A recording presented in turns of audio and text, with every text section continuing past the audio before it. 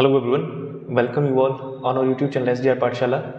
आज की इस क्लास में हम लोग डिस्कस कर रहे हैं जो आपका प्रीवियस एग्जाम था एचपी टेट जून 2024 में हुआ था। उसमें जो आपका इंग्लिश का सेक्शन है उसमें जो क्वेश्चन बने हैं उन सभी क्वेश्चन को हम डिस्कस करेंगे बिल्कुल बेसिक एक्सप्लेनेशन के साथ और कुछ एग्जाम्पल जिनके आने के चांसेस ज़्यादा रहेंगे। तो बिना टाइम वेस्ट किए स्टार्ट करते हैं आज की क्लास को। आपके सामने है क्वेश्चन नंबर 61। देखो क्वेश्चन नंबर 61 में कहा है उसने कि which of these group of words are proper noun. वो कह रहा है कि इनमें से प्रॉपर नाउन कौन सा है। अच्छा, आपको पता होगा जो नाउन होता है, नाउन के कितने टाइप है? 5, जिसमें सबसे पहले कौन सा है? प्रॉपर, कॉमन, कलेक्टिव, एब्स्ट्रैक्ट और मटेरियल नाउन। तो प्रॉपर नाउन होता है, प्रॉपर नाउन रहेगा a particular name given to an entity. एक पर्टिकुलर नाम, जैसे आपका यहाँ पर नाम हो गया राम हो गया, किसी सिटी का नाम जैसे आपका दिल्ली हो गया, किसी कंट्री का नाम India. All these words are proper noun. तो अब देखो यहाँ पे तो गर्ल है, जो ये गर्ल है ये हो गया हमारा कॉमन नाउन, क्योंकि गर्ल देखो यहाँ पे गर्ल, बॉय, टीचर ये हमारे क्या है? Common noun. और मैन भी क्या है? Common noun. अब यहाँ पे कहा है ग्लास, तो यहाँ पर देखो ग्लास, कॉटन, ये भी क्या हो गया हमारे? ये भी हो गया कॉमन नाउन। अब यहाँ पे दे दिया लाफ्टर। लाफ्टर क्या है? लाफ्टर हो गया आपका एब्स्ट्रैक्ट नाउन। एब्स्ट्रैक्ट मतलब जिनको हम फील करते हैं, इनको हम ना टच कर सकते हैं ना देख सकते हैं। जैसे यहाँ पे हो गया एयर हो गया, और यहाँ पे क्या होता है? एक ब्रेवरी होती है, bravery. All these words are यहाँ पर ये रहेंगे एब्स्ट्रैक्ट नाउन। अब देखो यहाँ पे वंशज, हमने देखा जो वंशज है ये किसी आदमी का नाम है, और शिमला देखो यहाँ पे किसी जगह का नाम। तो ये हो गए हमारे प्रॉपर नाउन। तो इसका आंसर रहेगा डी। Next question number 62। अब 62 जो है वो बेस्ड आपका जो आपका मिसस्पेल्ड वर्ड होता है, इसमें पूछा है कि आप बताओ कौन सा वर्ड जो है सही यहाँ पर लिखा है। तो हमको पता है जो आपका वर्ड होता है कैलेंडर, कैलेंडर होता है डी। आपने देखा जो ये CEL है, ये तो पहले एलिमिनेट हो गया, CALENDER। देखो इन दो पे डाउट रहेगा, क्योंकि जो ये कैलेंडर ये भी गलत है, और जो कैलेंडर है उसके लास्ट में क्या आएगा? AR, calendar. तो ये बन गया ऑप्शन डी। नेक्स्ट है आपके सामने क्वेश्चन नंबर 63। क्वेश्चन नंबर 63 में कहा है complete the following. A bird in hand is dash two in the bush. अब ये बोल रहा है यहाँ पे कि क्वेश्चन नंबर 63 में जो ब्लैंक है इसकी जगह पे क्या आएगा? और आपको पता है ये एक प्रोवर्ब है, एक कहावत है कि a bird in hand is worth two in the bush. वो कह रहा है कि आपके पास जो है, आपके पास जो है, अगर आप उसको देखो, अगर इसकी तलाश में रहोगे, यहाँ पर कह रहा है जो झाड़ियों के पीछे, मान लो आपके पास कुछ अच्छा है और आप एक्सपेक्ट कर रहे हो जो आपके पास नहीं है उसको पाने की, तो ये कह रहा है कि उसके चक्कर में हम जो हमारे पास अच्छा है उसको खो देंगे। तो इसका कहने का मतलब है ए बर्ड इन हैंड, मतलब जो आपके हाथ में एक पक्षी है वो क्या है? वर्थ है, मतलब उसका महत्व है। टू इन द बुश, जो झाड़ियों के पीछे जो आपको नहीं पता अब वो आपके होंगे कि नहीं होंगे, तो यहाँ पे आएगा option C is the right answer. Next है हमारा यहाँ पे क्वेश्चन नंबर 64 में कहा है द प्लूरल ऑफ ब्रदर। अब देखो ये नाउन का ही टॉपिक है, सिंगुलर और प्लूरल। अब आपने देखा कि जो ब्रदर है उसके देखो यहाँ पे ब्रदर के दो प्लूरल बनते हैं। एक तो होता है आपका, एक रहेगा ब्रदर्स, एक होता है आपका ब्रेदरेन। जो ब्रेदरेन है ये जनरली किस में यहाँ पे लिखते हैं हम, जो आपका ये जाता है रिलीजियस कॉन्टेक्स्ट के साथ। रिलीजियस कॉन्टेक्स्ट मतलब जो धार्मिक, जैसे धार्मिक लोग हैं, जैसे आपके मॉन्क होते हैं जो किस में रहते हैं? मोनेस्ट्री में रहते हैं मॉन्क। वो जो उनके साथ रहते हैं उनके भाई, उनको बोलते हैं वो ब्रेदरेन। तो जनरली ये किस में होगा? रिलीजियस कॉन्टेक्स्ट में। तो जो ब्रदर है उसके रहेंगे प्लूरल फॉर्म रहेगा ब्रदर और ब्रेदरेन। तो इसका आंसर आएगा option C, both A and B. Next है हमारे सामने क्वेश्चन नंबर 65। देखो 65 इज सिंपली बेस्ड ऑन जो आपके क्या होता है यहाँ पर पोएम होता है। 11th और 12th क्लास की अगर आपने पोएम पढ़ी है तो उसी से ही बना ये क्वेश्चन। उसने कहा है who wrote the poem the voice of the rain. अच्छा यहाँ पे देखो ये एक ऐसा पोएम है the voice of the rain, जिसमें जो आपका पॉइंट होता है वो किससे बात करता है? वो बात करता है जो आपका एक ड्रॉप होता है रेन का, उससे बात करता है। अच्छी पोएम, आप पढ़ सकते हो इसको। ये लिखा है आपका यहाँ पे वॉट विटमैन ने। तो जो आपका the voice of the rain है is written by Walt Whitman. ठीक है, जैसे आपके रॉबर्ट फर्स्ट है, इनके होते हैं द रोड नॉट टेकन, और जो आपके 12th के जो भी पोएम है, my mother at 66, a thing of beauty, और the road not taken, a roadside stand, ये सारी पोएम आपने लर्न करनी है, इनके नाम और जो इनके पोएट है। क्वेश्चन नंबर 66 में कहा है the verb form of rich. अब आपको पता है जो ये रिच है ये है हमारा एक तरह का एडजेक्टिव, ठीक है, एक तरह का विशेषण है। अब अगर ये विशेषण है तो इसका वर्ब फॉर्म क्या बन सकता है? देखो रिची तो होगा नहीं, रिचर होगा नहीं, रिचर का तो आपको पता है, रिच, रिचर, रिचेस्ट, ये तो एडजेक्टिव ही बना, तो इसका बन जाएगा enrich. Enrich is the verb form of rich. पिछली क्लास में हमने देखा था कि जो रिच है अगर इसके आगे हम आर्टिकल द लगाते हैं तो अब ये पूरी कम्युनिटी को डिस्क्राइब करेगा, मतलब ये करेगा अमीरों को, यहाँ पे इसका मतलब बनेगा अमीर, जितने भी अमीर है। जैसे आप यूज कर सकते हो the rich should help the poor, अमीरों को गरीबों की मदद करनी चाहिए। नेक्स्ट क्वेश्चन नंबर 67 में कहा है द एडजेक्टिव ऑफ प्ले। अब आपको पता है जो प्ले है वो क्या है? वर्ब। वर्ब क्यों है? क्योंकि हम इसकी फॉर्म बना सकते हैं, play, played, played, playing, plays. Generally जो आपकी वर्ब होती है उसकी 3 फॉर्म होती है, लेकिन हम जिरंड और पार्टिसिपल्स यहाँ पर वर्ब की 4th फॉर्म और 5th फॉर्म भी पढ़ते हैं। तो हमने देखा जो प्ले है, प्ले का जो एडजेक्टिव बनेगा यहाँ पे वो बनता है प्लेफुल। प्लेफुल का मतलब होता है यहाँ पर, प्लेफुल का मतलब है वन हु लाइक्स स्पोर्ट्स और गेम्स, जिसको क्या पसंद होता है? प्ले और कोई गेम्स और स्पोर्ट्स पसंद है, ठीक है। तो क्वेश्चन नंबर 67 का आंसर रहेगा ऑप्शन सी। आपको पता है जो यहाँ पे प्लेड है, प्लेड भी क्या है? वर्ब। प्लेयर क्या है? प्लेयर तो नाउन होता है, is a great player. The plural form of ox. अब आपको पता है ऑक्स का प्लूरल फॉर्म क्या होता है? ऑक्सन, ठीक है। आप देख रहे हो इसको, इसमें से कम 7 से 8 क्वेश्चन बन चुके हैं। कौन से टॉपिक से? नाउन से। तो मैं आपको सजेस्ट करूंगा कि आप एग्जाम से पहले इस टॉपिक का रिवीजन करके जरूर जाए। क्वेश्चन नंबर 69 है, देखो फिर से पूछ रहा है the feminine gender of sultan. सुल्तान का फेमिनिन जेंडर क्या होगा? सुल्ताना। ये भी हो गया आपके मैस्कुलिन और feminine gender based on noun, ठीक है। नेक्स्ट क्वेश्चन नंबर 70 में कहा है उसने द एडजेक्टिव ऑफ एयर। फिर से आ गया है, ये भी किस पे बेस्ड है? नाउन पे। तो ये लगभग पूरा जो आपका सेक्शन है ये किससे बना है? नाउन से। अब ये बोल रहा है द एडजेक्टिव ऑफ एयर। हमने देखा एयर एक ऐसा शब्द है, एयर क्या है? ये एक संज्ञा है, ये एक नाउन है। नाउन ये दोनों में आती है, ये इसको हम किस में काउंट करेंगे? ये हमारा एब्स्ट्रैक्ट नाउन भी होता है और मटेरियल नाउन भी होता है। ये इंपॉर्टेंट कंसेप्ट है। Air is an abstract noun and also a material noun. क्यों? एब्स्ट्रैक्ट नाउन में, एब्स्ट्रैक्ट नाउन का डेफिनेशन होता है जिसको हम फील कर सकते हैं, ना देख सकते हैं ना टच कर सकते हैं। मटेरियल का देखो यहाँ पे मटेरियल की डेफिनेशन होती है those things which can further be processed, जिनको हम दोबारा यूज कर सकते हैं, जैसे एयर। तो अगर यहाँ पे एयर इन बलून, देखो यहाँ पे अगर यहाँ पे एयर बलून में है तो उसका मतलब क्या हुआ? मटेरियल नाउन है। एब्स्ट्रैक्ट, अब एयर जो है, air is a mixture of gases, वो क्या हो गया? हो गया एब्स्ट्रैक्ट नाउन। तो एयर दोनों क्या बनेंगे? एब्स्ट्रैक्ट और मटेरियल नाउन। अब ये बोल रहा है कि एयर का एडजेक्टिव बताओ, तो वो होगा एयरी। और एयरी का मतलब होता है जो आपका स्पेशियस। स्पेशियस का मतलब होता है खुला डुला, स्पेशियस प्लेस। जैसे कोई कमरा है खुला डुला है तो उसमें जो हवा होगी उसको बोलेंगे एयरी, ठीक है। अच्छा, जो ये एयर्स होते हैं इसको लिख सकते हैं हम, ये प्राउडी होता है, घमंडी।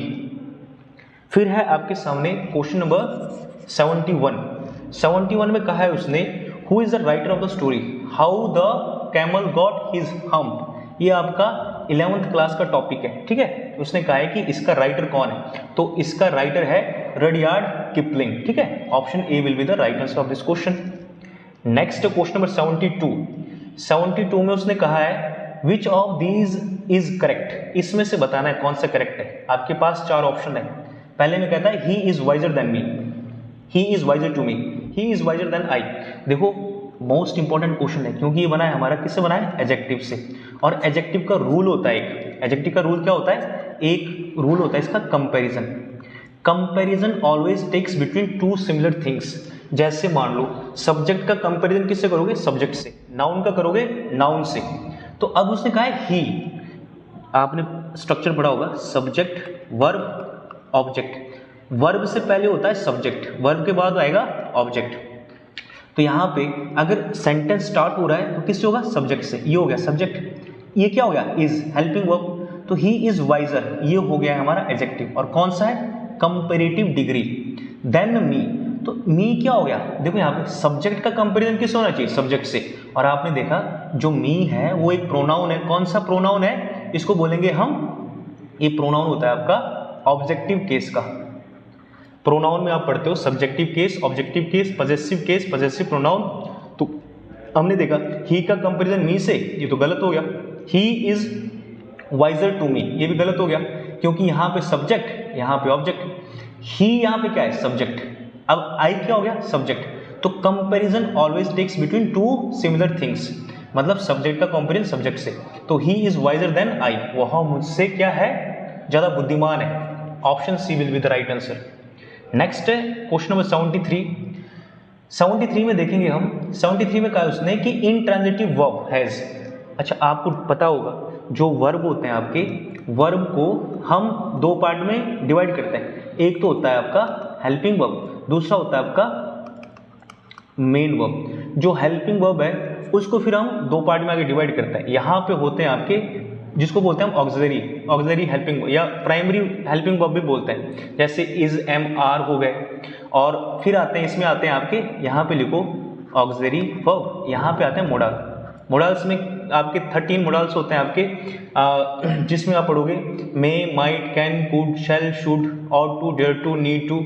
और मेन वर्ब में आगे देखोगे आप, फिर मेन वर्ब में होते हैं ट्रांजिटिव वर्ब और इनट्रांजिटिव वर्ब। तो ट्रांजिटिव वर्ब होती है, कौन सी होती है ट्रांजिटिव वर्ब? जिसके पीछे ऑब्जेक्ट का आना जरूरी होता है। और इनट्रांजिटिव वर्ब होती है जिनके पीछे हम ऑब्जेक्ट नहीं लगाते हैं। तो इनट्रांजिटिव वर्ब आएगा, इसको बोलते हैं अकर्मक क्रिया। अकर्मक क्रिया कौन सी है? जिनके साथ ऑब्जेक्ट नहीं आता है। तो इसका आंसर आएगा ऑप्शन ए।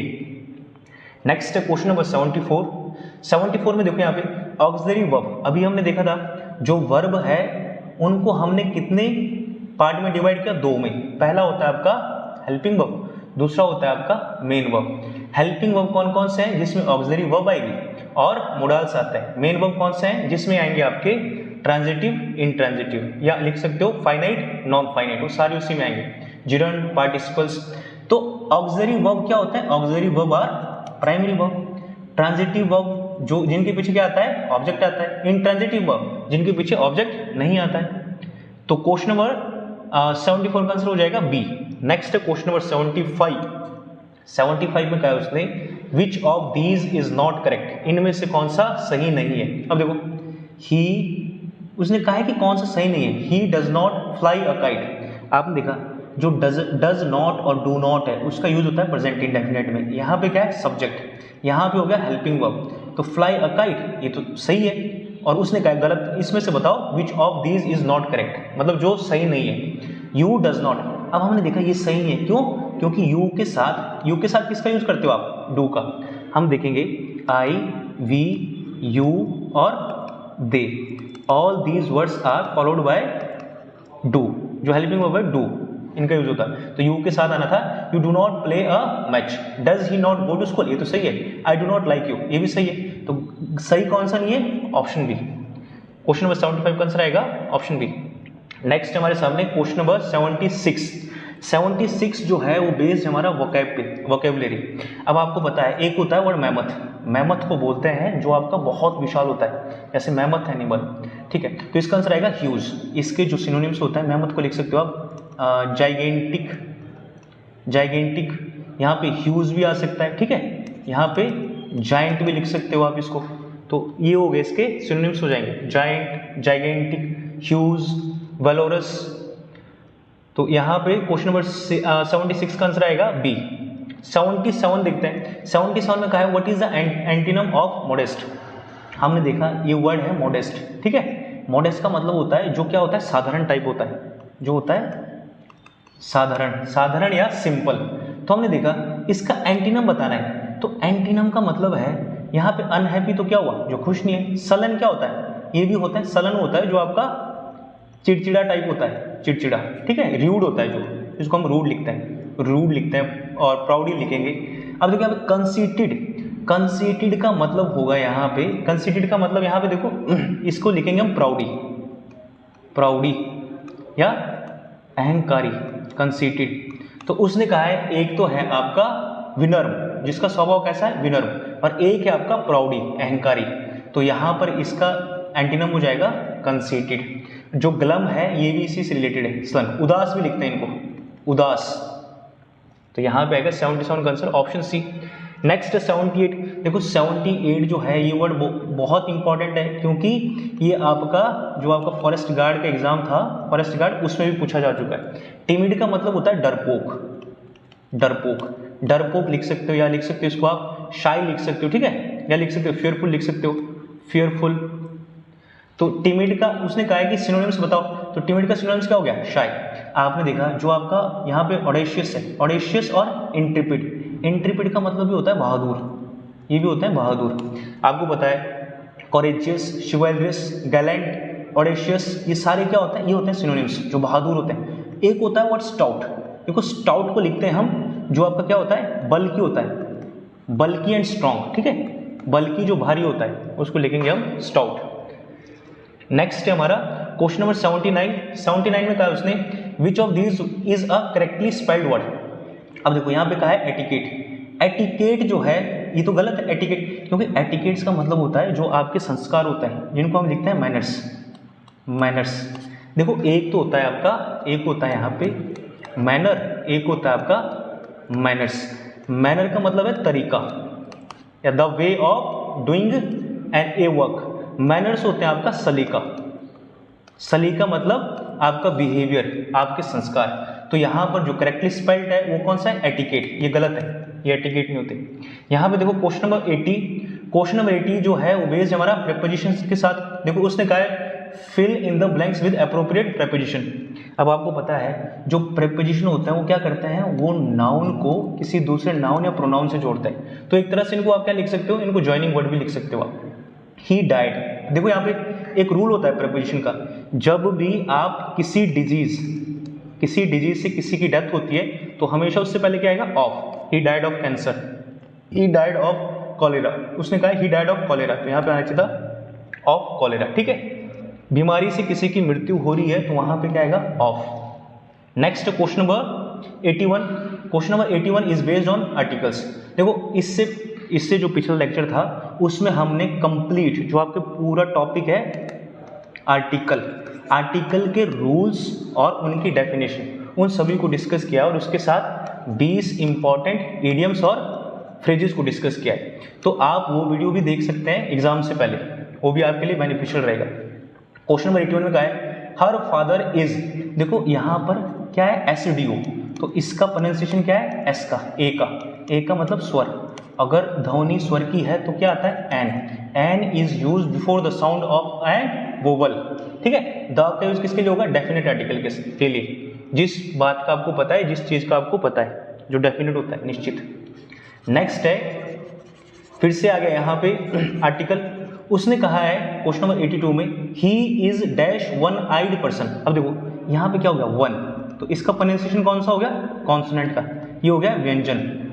तो व्यंजन से आगे क्या आता है, A. He is a one eyed person, मतलब उसकी एक ही आंख है, ठीक है। यहाँ पे जो एन है वो तो आएगा नहीं। द किसके लिए आता है, डेफिनेट आर्टिकल के, तो द तो पहले एलिमिनेट हो चुका है। फिर है नेक्स्ट 83 में देखो द नाउन फॉर एबल। अब आप देखो जो एबल है, एबल का नाउन फॉर्म बनता है एबिलिटी। जनरली ऐसे वर्ड जिनके लास्ट में क्या आता है, ITY, या आता है TION, या आता है NESS, ठीक है। ये क्या होता है, ये होते हैं हमारे नाउन, ये आइडेंटिफिकेशन ऑफ नाउन है, जो जिनके लास्ट में ITY, TION, NESS ये आता है, ये क्या होता है, नाउन होता है। तो एबल का क्या बना है, एबिलिटी, ठीक है। जो एबल है, he is able to do this work, इसका मतलब है एडजेक्टिव, तो इससे बना है आपका एबिलिटी। नेक्स्ट हमारा क्वेश्चन नंबर 84 में कहा है उसने सेलेक्ट द करेक्ट वन। आपने इन चार जो आपके पास स्टेटमेंट है, 3 स्टेटमेंट है, इसमें से बोलना है कि कौन सी सही है। He has been singing since 2 hours। देखो जो यहाँ पे सिंस और 4 है, इसका यूज होता है किसमें, परफेक्ट कॉन्टिन्यूअस में।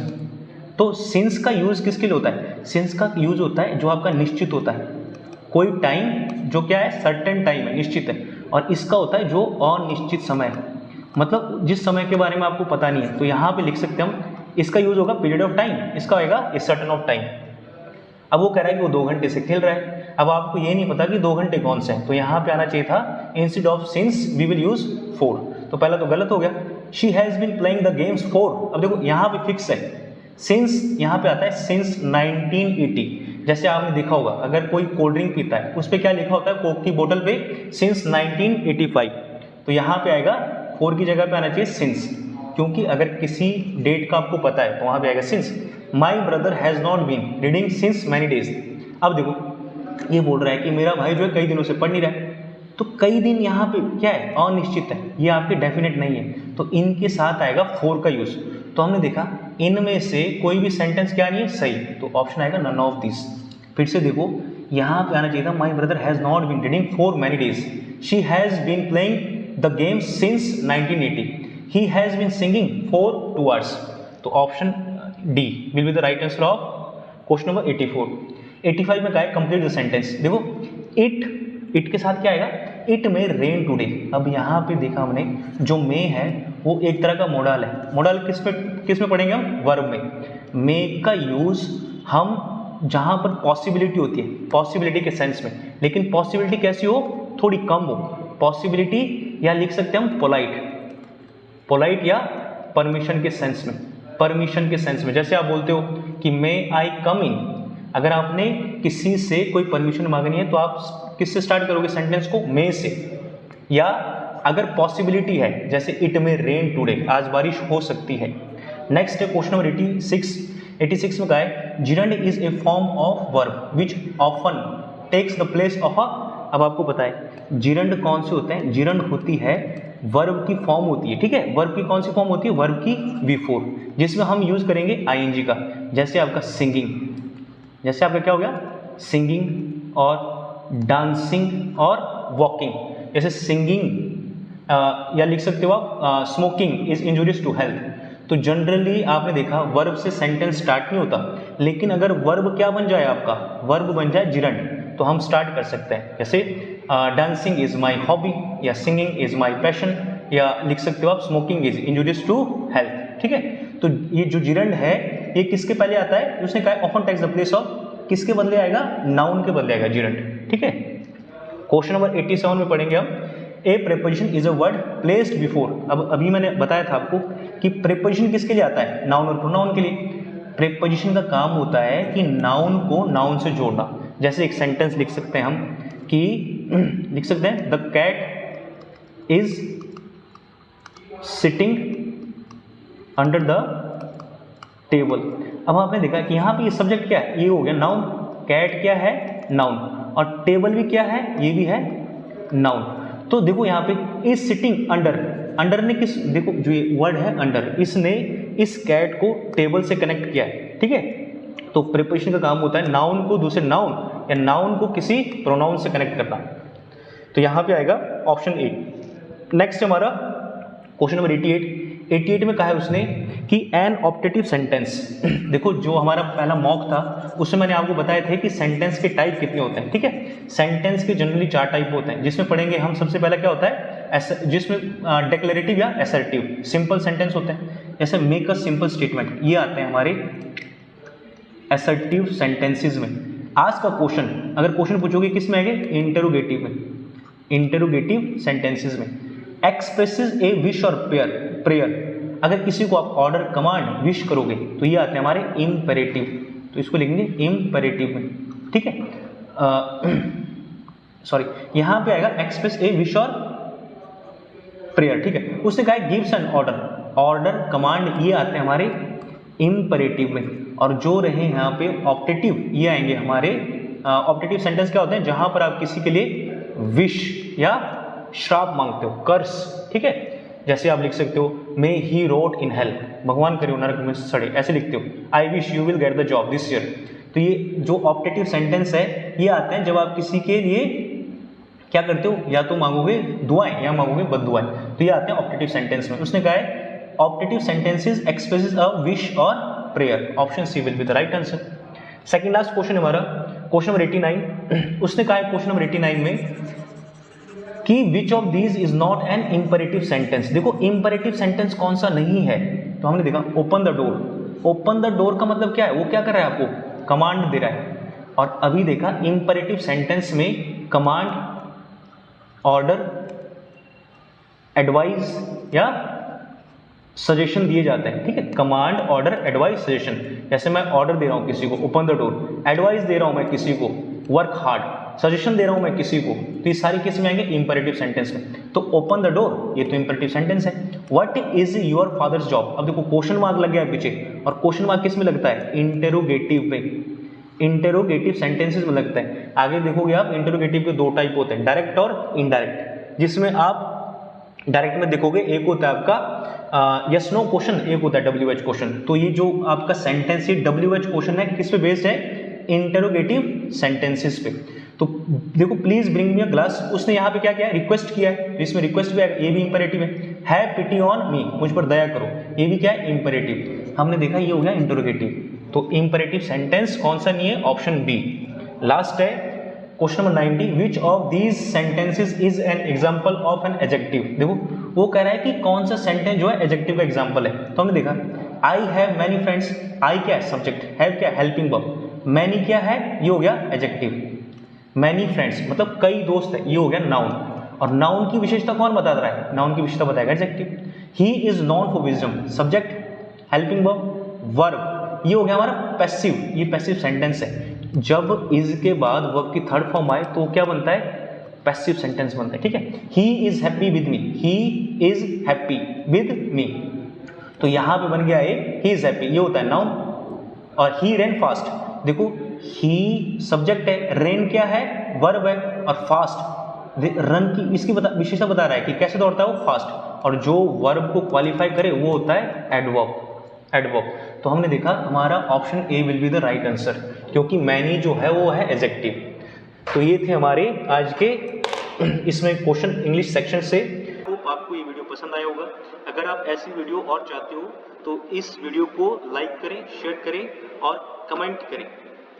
मिलते हैं नेक्स्ट वीडियो में, तब तक के लिए जय हिंद, जय भारत।